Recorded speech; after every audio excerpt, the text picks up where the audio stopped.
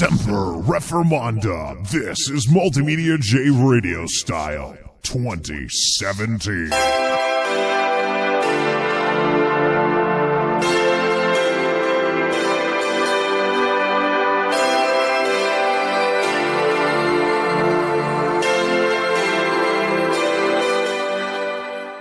Ladies and gentlemen, what decade is this that I'm sitting here hyped up about the upcoming launch of a Pentium chip?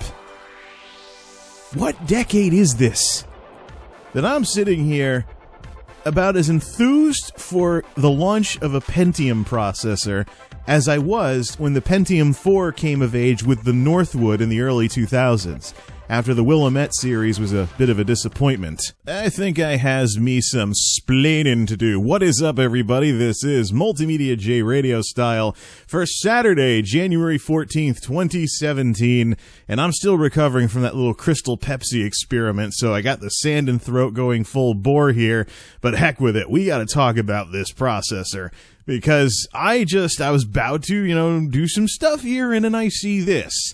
I see the specific details for the launch of the Kaby Lake Pentium. Now, Kaby Lake up to this point has been a real snooze. It's basically, it got the tech media going on about, oh, look, Intel is completely run out of steam. This is what a lack of competition looks like. The Kaby Lake is like Skylake++.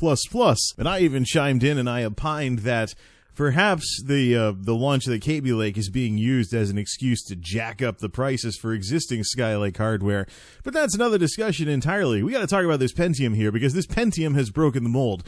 Kaby Lake may not be very interesting, but the Pentium certainly is. Now, of course, I remember the original Pentium in the 1990s, and then Pentium 2, Pentium 3, Pentium 4. The embarrassment when the Pentium 4 first launched after the AMD Athlon beat out Intel to the 1 gigahertz mark at the end of the 90s. But when the Pentium 4s launched, there were some mathematical tasks where a Pentium 3 at the same megahertz would actually be faster than the Pentium 4.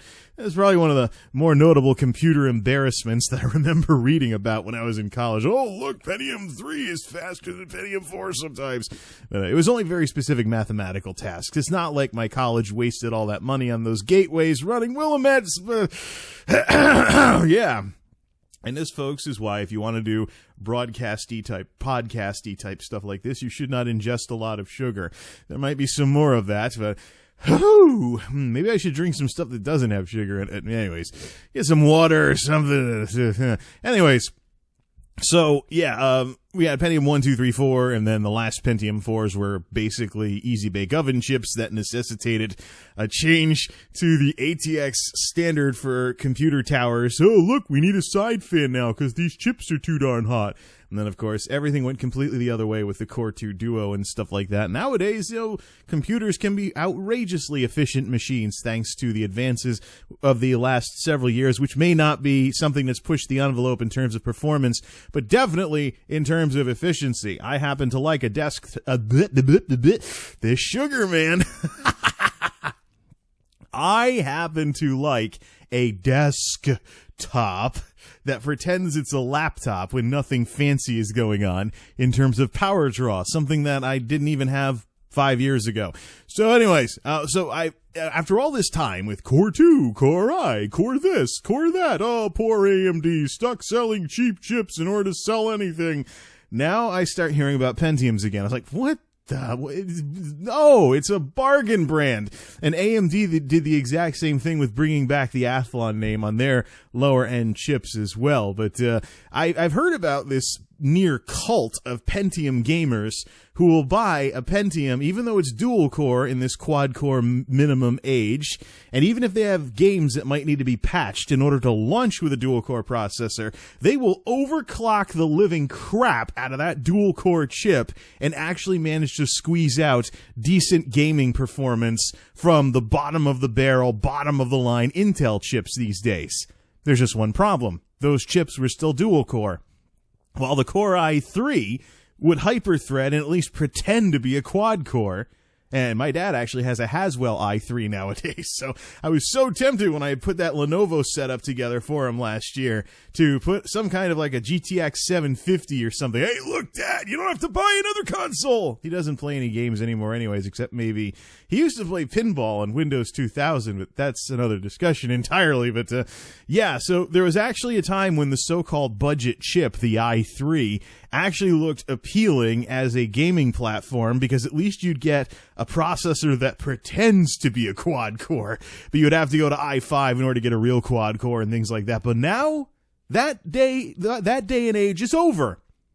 The Kaby Lake Pentium G4560 and 3.5 gigahertz per core pretends to be a quad core. Finally, it has hyperthreading. It doesn't have all the instruction sets of the i3, which can help in some mathematical tasks and things like that.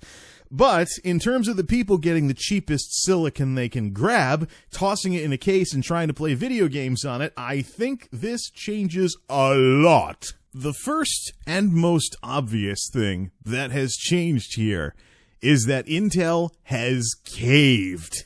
For the longest time, the difference between the Pentiums and the i3s was dual core or phony quad core. Now the Pentium is a phony quad core, just like its i3 counterpart, with some worse integrated GPU, but who cares really?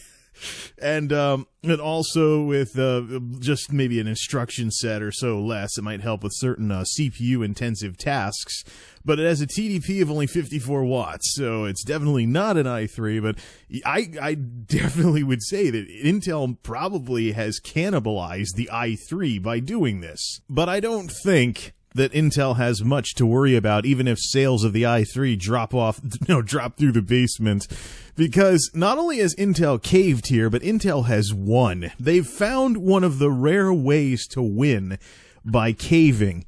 Even if they've thrown the i3s on the butcher block in the process, the collateral damage will make the move worth it.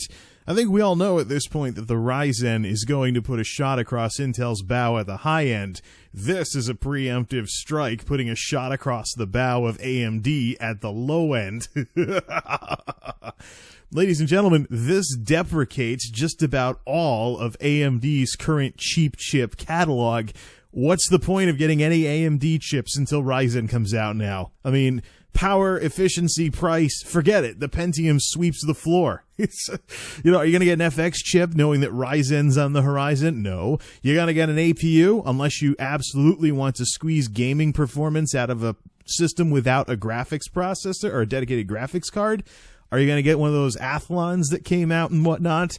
What's the point of getting those anymore? If AMD knows what's good for them, or resellers know what it takes to keep their inventory moving, everything AMD out there is about to get really, really cheap when this 4560 gets out there in decent sized quantities. Another thing that this does for those everlasting part swappers out there who love swapping parts just for swapping parts' sake, you have a Pentium G4560 to start with, but you have the same socket as maybe i3, i5, i7. You can definitely, you have a bit more of an upgrade path than you would with some other cheap chips out there. And this is another reason why AMD's in trouble now, because you have AM3 Plus, FM2. AMD isn't unifying everything until Zen comes out, and they're going after the high end first. So this actually scores Intel some sales at the low end for the time being until AMD gets something out there that maybe plays ball with this thing, but that's a big if at this point. I say this because AMD needs some money, seriously, compared to Intel as far as R&D dollars and other stuff are concerned.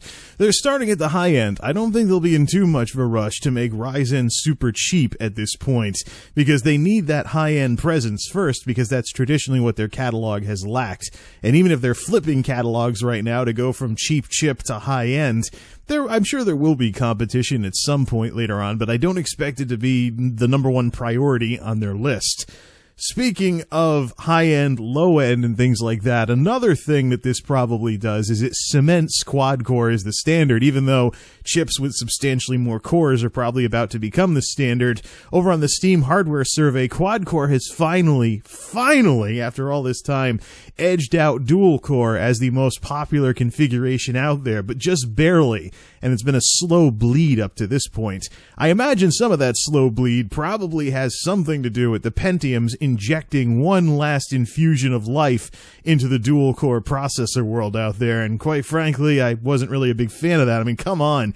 Core 2 Duo, dual-core, it had its day, let it die, and I imagine now that Pentiums have finally crossed the line and they've started hyper-threading, we're going to start seeing dual-core's slow bleed become a gushing wound on the Steam hardware survey. What that means, though, is that quad-core is the new baseline, and anything more than 4, so to speak, is basically added performance and added convenience, as well as added multitasking capability, like if you're streaming or something. You know, you'll need 4 cores for your games, and then your other cores can run your streaming for you and things like that. And same thing, too, if you edit YouTube videos or record and do commentary while you're playing the games, more cores will help. But this basically cements 4 cores as the standard, and especially as this chip starts getting out into the wild, we'll probably start seeing this dual-core decline start to speed up and cement that dual-core is finally a thing of the past. Now, what if you don't like playing around with hardware all the time, though? What does this change do in terms of changing things up in that respect? Well, I can tell you right now that wandering through Walmart, the majority of the computers I still see in their stores have Pentiums in them. Some of the, I'm like, hey, look, this cheap Walmart special piece of crap. Oh, it's got a Pentium, dual-core garbage. That's about to change. Another thing that this hyper-threading Pentium does at the low end is it basically, well, as if this wasn't already a viable move. I mean, the enthusiast community doesn't like the idea of buying an off-the-shelf system and then modding it into a gaming PC over time, but this has just become a lot more viable. You know how many times I've seen computers on sale in the brick-and-mortar dinosaurs that are rocking out their Pentiums? Because the cheap stuff is the only stuff that still sells, because not too many people want to buy high-end desktops in a retail store, if anybody nowadays, because by the time you want that level of performance, you're probably watching YouTube videos and learning how to build a system yourself. So this is very, very interesting, because what this ultimately means is that those pathetic little Walmart specials, hopefully they have a graphics card, but those pathetic little Walmart specials are about to be quad-core. I am just waiting for somebody to pick one of those up and then trick it out and then make a YouTube video. Look what I did with this Walmart special Acer piece of crap. What this also means, of course, is that in a lightning strike situation, if you want to bounce back more quickly, you have more options available rather than waiting for the parts from Newegg, putting them together. You know, it's very underrated. Looking for a somewhat standardized off-the-shelf system and then starting with that and then upgrading your way back to a fully customized system as the money becomes available. But I think that just got a lot more viable thanks to this phony quad-core Pentium in the Kaby Lake family. Oh, and by the way, I haven't even mentioned overclocking, because I can't really find anything on whether it's unlocked or not, or whether it'll be overclock friendly or not, but the Pentium Anniversary Edition certainly was the subject of various conversations that I've seen about overclocking, but I'll leave that up to the folks that are more into that sort of stuff to discuss later on. But even without even talking about overclocking, this new processor at the low end changes so much, and quite frankly, I didn't think anything in Kaby Lake would be this interesting to the point where I'd be hyped about a low-end processor launch, especially with that 54-watt TDP. Of course, you know, I'm coming off of last year with the 1090T was 125 watts.